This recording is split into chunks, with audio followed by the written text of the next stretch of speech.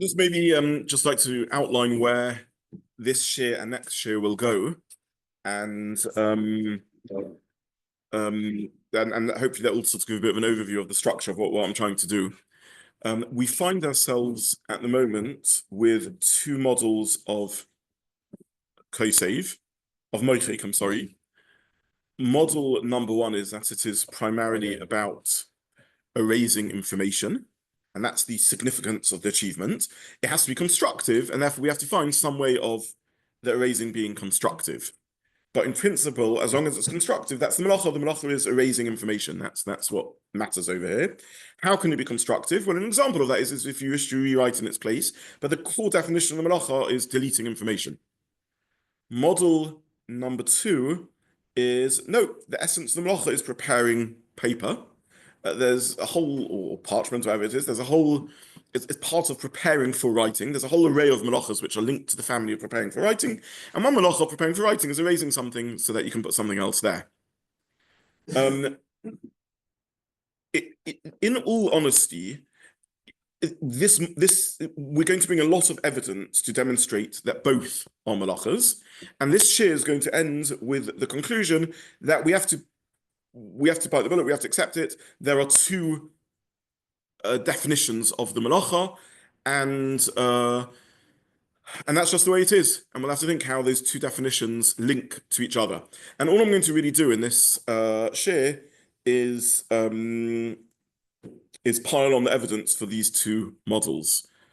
It would be nice if we could think how these two work together and arrive at a deeper understanding.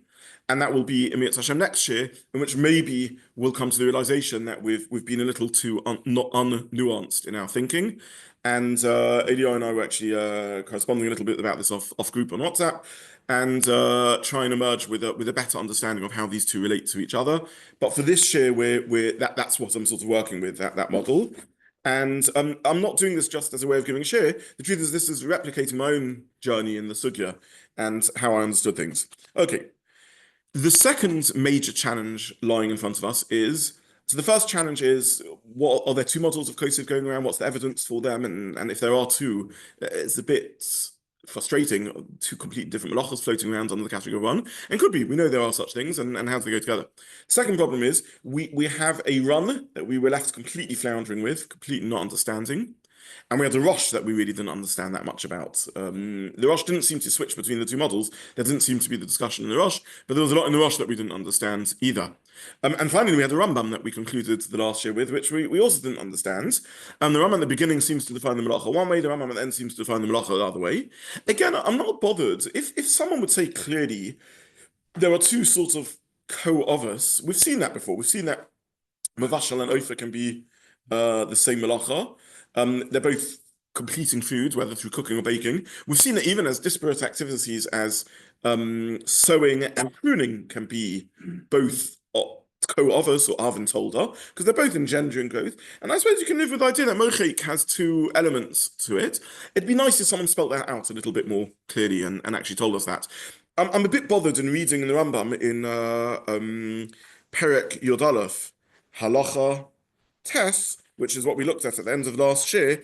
And the Rambam sort of says both, but doesn't bother spelling out that in one paragraph he's shifting between two very different models of the melacha. It's a bit sossum, it's a bit invisible, it's a bit non-apparent. For those, by the way, who missed my Tuesday shiurs, I really would recommend I put it on the group listening to the YouTube recording, just for the sake of continuity, because I don't want to do chazara on everything, but these are important shiurim to hear. The Rambam says, "HaKosev shtei is chayiv." Fine, not seen that. HaMochek ksav al manas lichtov b'makom hamachak shtei oisios chayiv. Very important, but we've seen that. If you're mochek ksav in order to write two oisios chayiv. HaKosev oichas gedolah shtein potter is not our suga kosev, but we've seen that also that if you write one letter, a large letter, you're potter. Mochak oisachas gedolah v'yesh b'mkom gedolah shtein chayiv. That's our Gemara. Kosav ois achas vishnu b'as sefer chayiv. We're not going to go into that. That's in the melacha of Kosev. Now, even though normally you're only chayiv if you write two letters, if you complete a document with one letter, that's enough. Kosav menasa kalkel ha'ar chayiv. That's the halacha of makalkel. Aval mochek menasa kalkel potter. But if you're mochek menasa kalkel, you are potter. We've sort of seen that Mochek has to be on Manasseh Sakin. Nofel Dio Gabe Sefer Mochako, so this is the Tosefta. Nofel Shaval Gabe Pinkas Mochako, so if you had a splodge of wax or a splodge of ink, you are potter, you are chayev. That's the Tosefta. Yesh ben Koma Kedei Lichto Shtei chayev. So that's the Tosefta. The problem is that in one paragraph, the Rambam has given us two very different definitions of the melacha. At the beginning of the melacha, he said, Mochek sava manas lichtov b'makom mamachak shteyos is chayev. That sounds like he's defining the melacha. The melacha has to be al manas, conditional. Sounds like he's saying that has to be your intentionality. And that he seems to be defining that as the melacha. If that's not the definition of the melacha, then really the malacha is mochek, and it just has to not be mekalkel, which is what he says later, that it can't be mekalkel. If all he means by al-manas dichtov to avoid mekalkel, that's a later paragraph. A structured thinker we would want to first tell us what the malacha is, then tell us details of the malacha. One of the details of the malacha is it can't be mekalkel. Okay, we know that. So good. So the Rambam should say the essence of the malacha is mochek, and then there's a halacha of mekalkel, and one of the ways of avoiding mekalkel is if you're releasing space to write. The Rambam doesn't seem to say that. He seems to say the essence of the melacha is al manas dichtov b'makom hamachak shtei osos chayev, and then he says hakosav manas kalkel ar chayev, hakosav av mochek manas kalkel potter, v'mochek manas kalkel potter, implying that if you're mochek al manas that's not mekalkel, you're chayev in any scenario of not mekalkel. So we have a stira of sorts in the Rambam. In the first line, he seems to say that the melacha is only if it's al manas lichtov, and later the Rambam seems to say you're chayev for any mochek as long as it's not mekalkel. So which one is it? Now, again, I can't prove to you this is a problem in the Rambam. It just bothers me when you see a careful writer, which the Rambam was writing in this way. Again, in the first line, he says hamochik, and I'm emphasizing this just because a few people off group and after Shiur came over to me to bothered by this. At the beginning, he says hamochik sav maslich and makam mamachak shteyos is chayev. Seems to be the definition of the melacha is preparing paper for writing, and at the end he seems to say any melacha which is any mochik which is lekalkel is not lekalkel is chayev. So this is where we left things. We have a Rambam which is a little unclear, seems to be written a little poorly. Chas v'shalom. We have a Ran, a Miuchas l'Ran. We have a Rosh. It's all a blur. And in this year we're going to bring mounting evidence that Poskim seems to assume that both models of Mochek, and we'll have to come by the end of this year. We'll reach the point of surrender where we have to accept there are two models for Mochek. Hopefully next year, then we'll try and bring some joy back into our lives. But that's the summary of what I want to really do. Yeah, sorry, Adam, are you looking puzzled or are you looking to start here? I was just observing that there's probably 3-1 evidence to not on enough with code, because the Rambam said in the second line, Yesh bin Koma. He then says, I'm enough with Kalkel Potter. And then he says at the end again, in Yesh bin Koma, so there's 3 evidences one way, and only one, I'm enough with just an observation. No, it's true, but nonetheless unclear. By the way, there are sub-details of differences. I think you pointed this out last year, between even in that the Rambam's not completely consistent. Because at the beginning he says it has to be al-manas, which seems to talk about intentionality. And at the end he just says yesh bin koma, which seems to remove intentionality. Yeah. So do you need it to be with intention to write, or even without intention to write? I don't know. So it's all very unclear. Okay. So what evidence do we have that for the two models? Well, model number one, that it's almanas lichtov, it's not erasing information, but it's preparing paper to be written, is a tishtush. That seems very clear cut. When you remove a splodge of ink, you're not removing any information from the world. You're not erasing writing. It's not undoing writing like some of the other melachos are. There is no writing. It's just tishtush. All you're doing is preparing space for new writing. So that seems very strong evidence that Tosefta, that the essence of the melacha isn't deleting writing. The essence of the melacha is preparing paper. That seems absolutely conclusive. And the Rambam indeed paskins like this Tosefta. Also, it's not just the Rosh. So that's an argument on one side. On the counter side, we have a number of pieces of evidence. The first one, and these are printed in the second short sheet, and I just really want to go through them. Um, my own source sheets here. Okay, the first piece is the Gemara in Gittin. The Gemara in Gittin is the context of the Gemara is that that a get has to be written. The pasuk says "V'kosov lo sefer krisos." A get is basically a letter from a husband to his wife, and through handing over this document of divorce, this bill of divorce, the divorce is effected. The cost of law, sefer krisos, the husband can appoint a shliach to do so. In other words, gets the sofa to write the get. But basically, it has dinei ksiva, and that's the link between the two sugyas, dinei ksiva. We mentioned this link a little bit when we spoke earlier. We saw, I think, in the run, this ksav mushk, this script Hebrew. Does it only have to be ksav ashuris, or does it even have to be script Hebrew? That term ksav mushk, I don't even know if I'm pronouncing it correctly, is found in Hilchos Gittin, where again the post can talk about, does a get have to be written in ksav ashuris, or can it be written in any font of Hebrew? Can it be written in script Hebrew or block Hebrew, etc.? Okay, so that's the link between the two. Now the Gemara in Gittin, which I printed over here, Daf Yotes, says that hakosev diyai al gabi sikra. So sikra seems to be a red ink, which was lower quality, perhaps fainter. And if you wanted to write a proper document, you would write it in black ink, which seems to have been clearer to read and last longer. So if you write, so you have writing in sikra, and you write on top of the writing. So you have dear soon to be ex-wife, and you write on top of that that's in red ink, and you write on top of that in black ink. Says the Gemara, "Kosiv diyal gabi sikra." This is not Hilchos Gittin, this is Hilchos Shabbos, but the context is Gemara and Gittin. Chayv shtayim. Why chayv shtayim? Mishum kosiv and mishum mochek. Why is there kosiv and mochek over there? So the first chiddush of the Gemara is that it's called kosiv. In other words, upgrading the writing from red ink to black ink is called kosiv. That's an interesting chiddush. I already had the lettering down there, but I am changing the lettering from a poor quality ink to a good quality ink. That's called kosiv because I'm rewriting the information. Very interesting. It's understandable. It's true the rest is already written, but I'm writing a new set of letters on top. So you're chayv. The second chiddush of the Gemara is that it is mochek because I am erasing the old writing because I'm covering it over by writing the new writing.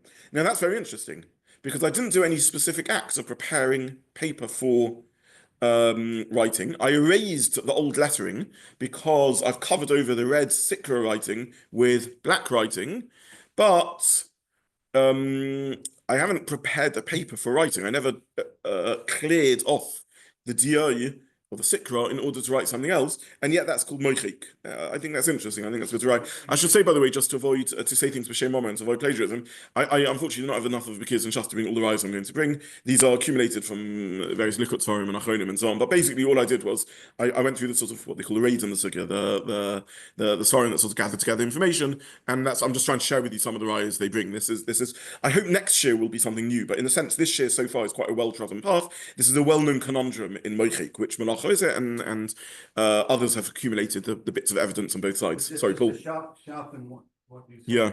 The sikra is a davar shemit kayem. Yeah. Which makes it more difficult, even more difficult. Yeah, let me reflect on that. I don't know if you're right. It's more of a chiddush in koseiv that I already have a ksav which is mitkayem, and I'm putting a new writing on top of it, and yeah, that's called new writing. But in terms of mochek, I'm not sure I agree with you. I'm just thinking this through. No, It was already kayem. So in what way am I erasing it? Well, the answer is because I've got rid of that information, that writing, because I've covered it. But it's not mochek in the way we would normally understand mochek. Still there. Right, but it's covered over. Oh, okay. So sorry. So you're saying something else. It is covering something over where it's still there, called mechika. And the answer is it depends on. Sorry, this is an important point. That's maybe a bit of an introduction. If you have a book with writing on and you put a piece of paper on top of the writing, is that mochik? Obviously not. If you cover it with ink, is that mochik? Well, this Gemara and Gittin taught us yes. If you put a splodge of ink on top of it, could that be mochik? Perhaps based on this Gemara if you sorry. If you could do it in a tikkun way, then it would be mochik. Yeah, if you had some tikkun way of doing it. If tipex goes over writing, is that mochik? You could scrape the tipex off. Is it the same as just covering it with a piece of paper? So these are interesting shilas. The Gemara says if you drop shiva on ink wax on top of something, that's mochek. So the answer is, if you just cover something with a piece of paper, that's a joke. There's nothing. It's still there. The writing's there. If you cover it in a way that the cover bonds with the surface of the paper, that's called mechika. If you could scrape it off, you'd have to work out the exact boundary, but probably that's also mechika if it bonds properly. So mochik is covering something over, covering it, not covering with just a piece of paper or you put a plate on top of the writing because the writing's still there. But if it's bounds with the paper, the whole essence of writing is ink bonding to paper. I've now bonded something on top of it. That's called mechika. So the Gemara says this is called mochik over here. Let me just summarize that for the Chiddush. It seems this is a piece of evidence very firmly in the camp of deleting writing as opposed to preparing paper, because you didn't prepare any paper, all you did was delete writing, and nonetheless that's called mochik. Yeah, sorry. In the case of the Shabbat, is it not the removal of the Shabbat which is not allowed? Both ways. Both ways. Both ways, so pouring it. Yeah, both could be safe. Yeah. You're absolutely right. Yeah. By the way, the pinkos, as far as I can tell, the history is we're talking about the Rambam's non-pinkos. We're talking about a wax pinkos, which people used to etch onto this wax board, and then you pour another layer of shav on top, and now you have a new fresh layer. Yeah. So on the face of it, the black on red doesn't seem to fit into either of your model. I mean, I understand your models exactly. One is destroying information, the other is preparing. Yeah, I should probably call it destroying writing, removing writing. It's a particular type of information, but yeah. Yeah, because that's why I didn't think it really fit in other, because if you're just covering the same writing with other writing, you're not destroying. I think you are, because I think even in my slightly messier language of destroying information, you are, because that information's gone, there's new information. It happens to be the new information is identical to the old information, but that writing is no longer visible and accessible, and therefore that writing communicates something which has gone. The sikra no longer carries information. There's DO that carries information. The old ink owner. But the truth is, my erasing information is probably sloppy talk. Actually, erasing writing, right? If you have other information, you can erase it. If you I don't know, if you have a signal for, I don't know, if the flag is raised, then it tells everyone X, and if the flag is lowered, it tells you you're not home. If you have an arrangement that, the light in the front and the porch is on, then you're happy to receive visitors. If the light in the porch is off, you're not happy to receive visitors. That's not mochik. That's not code-safe. So I'm using information to bring out, the reason I keep on talking about information is simply to bring out what's constructive in code-safe. But the melachot is still kasiva only, not other ways of conveying information. Well, I think once before we discussed this, and maybe we'll revisit this. I am maybe tempted to give a sort of lengthy share just as a summary of CoSave, just to try and tie everything together. And there's very interesting discussions that one can have about storing information on electronic devices, and I think we once discussed here microfilm in a different context. So there's a whole array of interesting conversations you can have around this. But either way, I think you are deleting information, and I think you're certainly deleting writing. But I should probably be more careful in my language and talk about deleting information. Okay. Also, can I just interrupt? Sorry, I think if I understood you right, you said part of the logic was that the sikra was initially attached, but now it's not attached, or it's not stuck. But surely it is. No. The sikra was attached, remains attached. That's Paul's point, but it's covered.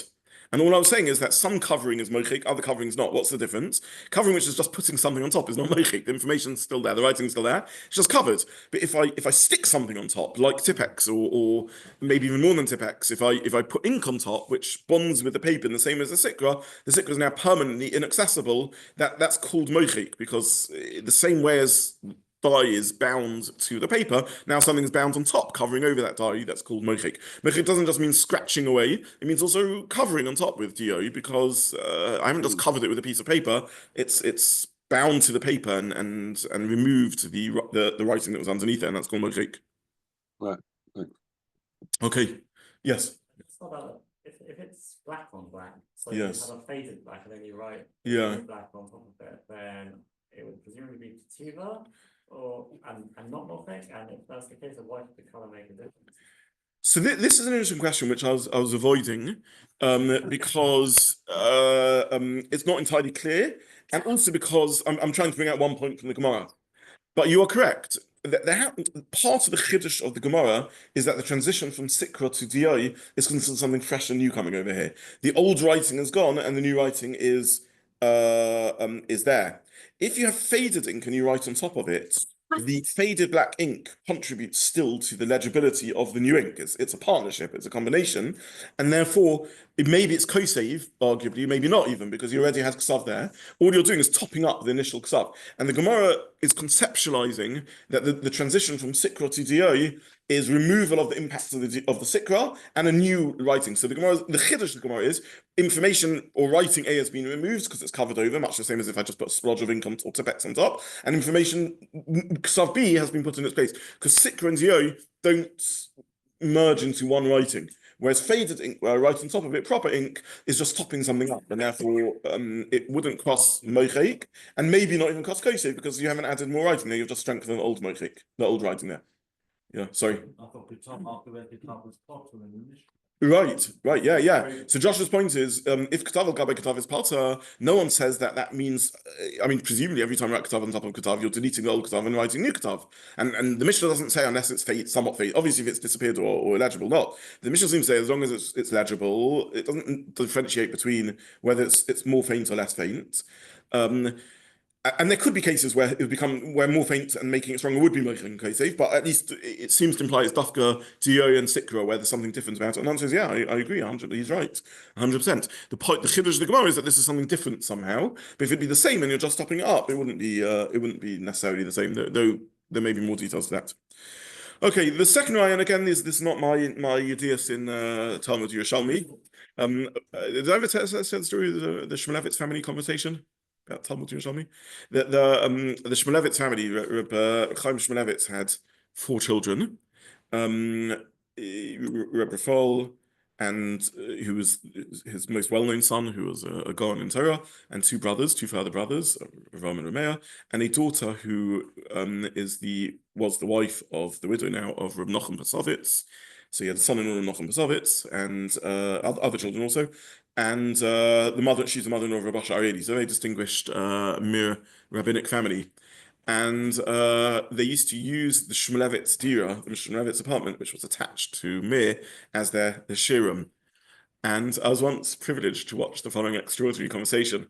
So Raval was talking and learning to his siblings, I say siblings because his brothers were there, and his sister was also listening to the conversation and seemed to be following. Quite a high-level Gemara discussion. And then Rafael brought a raya from Yerushalmi, at which point his sister turns to him and says, Rafael, you've already finished Bavli that you're learning Yerushalmi?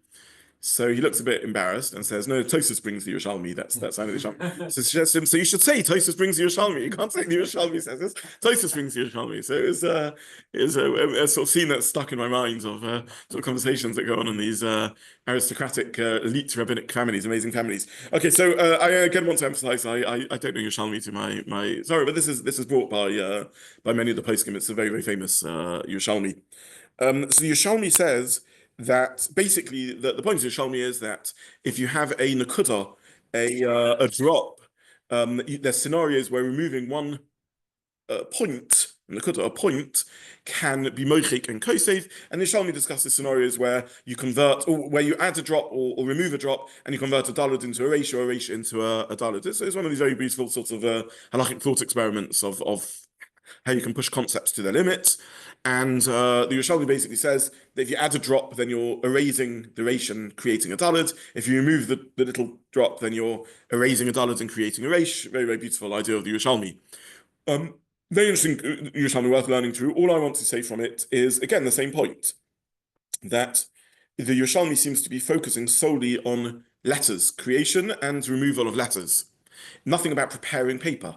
So you're not preparing the paper for any new writing. You're just adding a drop or removing a drop. And yet, despite that, the Yerushalmi deems that mochek and kosei. Let's take, because it's slightly clearer. If I just talk about removing the drop, you may quibble with me, but let me talk about adding the drop. You add a drop next to a reish and it becomes a daled. So you've written a daled, great, and you've also been mochek a reish. How have you been mochek a reish? The answer is because there was a reish and there's no longer a reish there. Very, very beautiful idea. But there's mochek of preparation of paper in any way there, of a writing surface? Absolutely not. So again, we see the same idea that the Yerushalmi seems to be understanding that removing letters is enough to make a mochek, even without preparing a space for writing whatsoever. Okay, so to summarize what we've said so far, Tishtush, the Tosefta, seems to indicate very seriously that removal of preparing for paper, even without removing any letters, is the melacha. So that's option A in the melacha, preparing surface for preparing surface for writing is very clearly the melacha. And we have a Bavli of Sikra and a Bavli Yerushalmi of the Reish Daled's thought experiment, which seems to indicate very strongly that creating and removing letters is all that the melacha is, two very different models. We understand perhaps again why the Ram didn't want to bring the Tosefta, because the Tosefta, maybe the Ram thinks the Tosefta is against the Bavli and against everyone else. But the Rosh does bring the Tosefta, the Rambam does bring the Tosefta, so how do we deal with this this issue? Then I take it this dot is we work is on the assumption that it's completing a paper. Yeah, we're ignoring two letters and one letter, or maybe you do it to two letters, or whatever it is. Yeah, but we're just focusing in. Yeah. We're not worrying about two for now, just to bring out the point. Yeah. Okay. I'll jump. I'll bring two more rayas, and then we'll probably run out of time. There is an halacha l'maisa, and I think I printed here the Biur Halacha. I hope I did. Yes. Yeah. The Biur Halacha Mochek. I'll just summarize what he says. The Biur Halacha really goes through this issue. And Halacha l'maisa, the Biur Halacha says that that almanas licht, he brings from the Prima Godim, that almanas lichtov is only an example of tikkun and a way of removing kilkul. But if you have other examples of tikkun which remove the weakness of makalkel, you would also be chayav for that mochek. So we've kept on giving these examples, but we didn't have a source for it. The Biur Halacha, in the name of the Prima Godim, is a source for it. Halacha l'maisa, if you are mochek and IOU, that would be enough to make you chayiv on Shabbos. Why? It's not almanas lichtov. The answer is, but it's still a tikkun. Why do you need almanas lichtov? Again, our chakira really is that the essence of the definition of the melacha that you're preparing paper for writing? Or no, it's just an example of a tikkun. If you had another tikkun, that would be enough. By the way, we had a parallel discussion with Tosfos Rabbi Kveiga sort of argue over this in a sense. There's the Koreh Almanas Litvar. Tosfos on Ayin Gimel Amud Beis seems to assume that Koreh has to be Dafka Almanas Litvar, that the definition of the melacha is tearing in order to reconnect. And Rabbi Kveiga says, what are you talking about? It's only a way of avoiding the problem of makalkel. But if there's another way of avoiding the problem of makalkel, for example, someone who's tearing for therapeutic reasons, bechamoso in his anger, and this will calm them down, there would also be enough. So you see, it's just an example. So here you have really a Biur Halacha bringing from the Prima Godim, the parallel thing. Don't misread the Mishnah and think that mochek l'manas lichtov, l'manas lichtov is the definition of the melacha. No, it's only an example to avoid the problem of makalkel. But if you have other positive reasons for deleting writing, normally deleting writing is a kilkul. You're removing information from the world. That's why I slipped into calling it information. But no, there can be positive reasons in removing information. If it's privacy, you don't know how to read your diary, if it's lashon hara, if it's a debt, a shtar chayiv, an IOU, in all those cases, it would be deemed positive. Now, Martin pointed out that this is difficult in the reading of the Mishnah. There's no way of avoiding this, but that's what the poskim are saying. We would like a Mishnah written listing the names of melachos. We don't want a Mishnah that's dealing with other side issues of makalkel. That's a different Mishnah. And our job in our Mishnah, Ein Gimel Aleph, is to list the names of the melachos. And yet the Mishnah seems to say the name of the melacha is so it seems to say this is the essence of the melacha. Problem. But the senior poskim understand that really the name of the melacha is Mochek, and the almanas lichtov is just a side detail to avoid the problem of makalkel. It's a bit frustrating, but that's how they learn it. I would have liked the Mishnah just to list the name of the melacha, and therefore when I read the Mishnah, I assumed the name of the melacha is Mochek almanas lichtov, that the definition of the melacha is preparing paper, but they assume not like that. By the way, there's another issue in the Mishnah, and I mentioned this last time. The Mishnah also says shtei osios. The Mishnah doesn't list the shiurim for other things. It doesn't say how much of a length you have to be chorish. It doesn't say I'm a vashel. Do you have to be vashel a kazayis or a revius or more or less? It doesn't mention shiurim. Every melacha, like kol haTorah kula, has the name of the melacha and then it has a shiur of what's considered a significant amount. There's whole parakim that discuss the shiurim of melacha. Mishnah doesn't the shiurim. For some reason, when it comes to kosiv, it does list the shiur. Shtei. Again, the same thought. Maybe with kosiv, it's not the shiur. It's the essence of the melacha, it's a combination of letters. So one letter by itself wouldn't be enough, or maybe not. We're not learning kosiv now. But that's another raya for the tzad that kosiv is not just preparing paper for writing, but also deleting writing. The final proof, which I'm not going to go into in detail, we've run out of time. So it's a quasi-proof. Again, it's not my own proof, I just saw these things well, but it's an interesting proof. There's a lot of discussion about food with writing on it, and whether you can or can't bite into such food on Shabbos. If you have a biscuit or a cake with writing on, is that the melacha of Mochek? Drabonon. It's definitely not Deraisa because you're talking about something temporary, you're doing it with a Shiur, you're just eating that. It's definitely not Deraisa, it's Drabonon. Now, normally Drabonons are built round Deraisas. So this is a quasi-proof, but it's definitely quite, if the Deraisa means preparing paper for writing, it's quite far from the Deraisa, because there's no paper or surface being prepared for writing. On the contrary, I'm eating it, I'm destroying the surface. So we have a conceptual question. If I just forget cake, even paper, if I destroy the surface on which writing is written, is this at least a rabbinic version of the melacha, or maybe even the Deraisa version of the melacha? Or is this nothing to do with the melacha? Well, this depends on our debate. If the essence of the melacha is preparing the writing surface, it can't be the melacha. If the essence of the melacha is deleting writing, then it can be the melacha, either the melacha min haTorah, or at least the drabonon melacha. So again, there's a little bit of a proof. If you see the poskim worrying about destroying the surface on which writing is written, then it indicates that the melacha is destroying the writing, not preparing. Where are we left with, therefore, as of 10:31 on the 18th of May?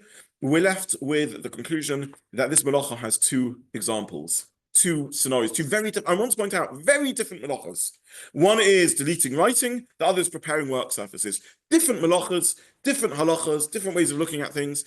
And next year, I'll even say there's a big enough minus halacha l'maisa in all of this. But that is where we're up to. Two melachas in Kosef. How do they relate to each other? One's the Av, one's the Toldar, two co-Avers. I don't know.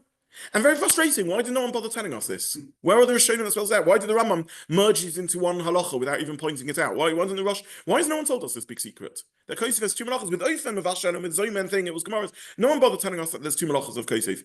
So that's where we're up to. In Mitzvah Hashem, on the next year, we'll try and bring this all together and arrive at a resolution.